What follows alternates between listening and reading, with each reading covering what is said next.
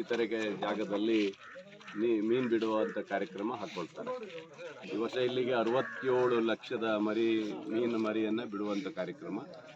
ಆಮೇಲೆ ತಳಕಳೆ ಡ್ಯಾಮಿಗೆ 12 ಲಕ್ಷ ಮೀನನ್ನು ಬಿಡುವಂಥದ್ದು. ಆಮೇಲೆ ಶಿರೂರು ಡ್ಯಾಮಿಗೆ 2 ಲಕ್ಷ ರೂಪಾಯಿ ಮೀನನ್ನು ಬಿಡುವಂಥ ರೀತಿಯಲ್ಲಿ ಸುಮಾರು 7 ಲಕ್ಷದ ಮೀನನ್ನು ಇವತ್ತು ಬಿಡುಗಡೆಗೆ ಚಾಲನೆ ಕೊಟ್ಟಿದ್ವಿ. ಇದು ಯಾಕಂದರೆ ಭಾಳ ಈ ಭಾಗದ ತುಂಬ ವ್ಯಾಪ್ತಿ ಜಾಸ್ತಿ ಆಗಿರೋದ್ರಿಂದ ಇದಕ್ಕೊಂದು 60-70 ಲಕ್ಷ ಬೇಕಾಗುತ್ತೆ. ಕೆಲವೊಂದು ಇದರಲ್ಲಿ ಒಂದು 5% ಇದು ಬರಲ್ಲ. ಅದು ಈ ತರಬೇಕಾದ್ರೆ ಸ್ವಲ್ಪ ಜಾಸ್ತಿ ಇದಾದಾಗ ಹೆಚ್ಚಿಗೆ ಆದಾಗ ಹೋಗ್ಬಿಡುತ್ತೆ.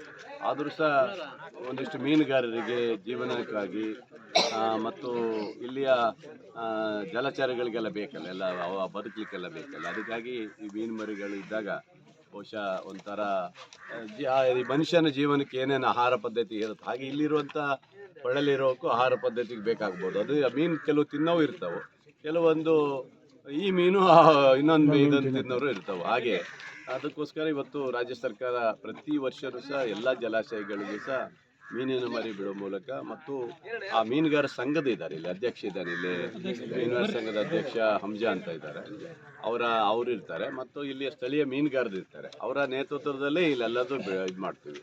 ಹಾಗಾಗಿ ಅವ್ರು ಏನು ಹೇಳ್ತಾರೆ ಅದೇ ಥರ ಈ ಟೈಮಲ್ಲೇ ಬಿಡಬೇಕಾಗುತ್ತೆ ಇದು.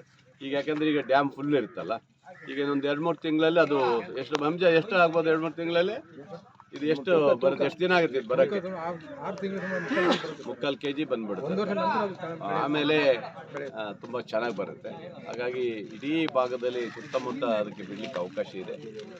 ಭಾಳ ಖುಷಿಯಾಗುತ್ತೆ. ಇದು ಪಾಪ ಒಂದು ಕಡೆ ಮೀನುಗಾರರಿಗೂ ಒಂದು ಜೀವನ ನಡೆಸಲಿಕ್ಕೆ ಅನುಕೂಲ ಆಗುತ್ತೆ. ಮತ್ತು ಸಾರ್ವಜನಿಕರು ಇರ್ತಾರಲ್ಲ, ಅವರು ಮೀನು ಹಿಡ್ಕೊಳ್ಳೋರೆಲ್ಲ ಭಾಳ ಜನ ಇರ್ತಾ ಇರ್ತಾರೆ. ಹಾಗಾಗಿ ಇದು ಒಳ್ಳೆಯದು. ಮತ್ತೊಂದು ಸ್ಕೀಮ್ ಇದೆ, ಹೊಳೆ ಪಕ್ಕದಲ್ಲಿ ಕೋವಂಚಿನಲ್ಲಿ ಅದೇನು ಯೋಜನೆ?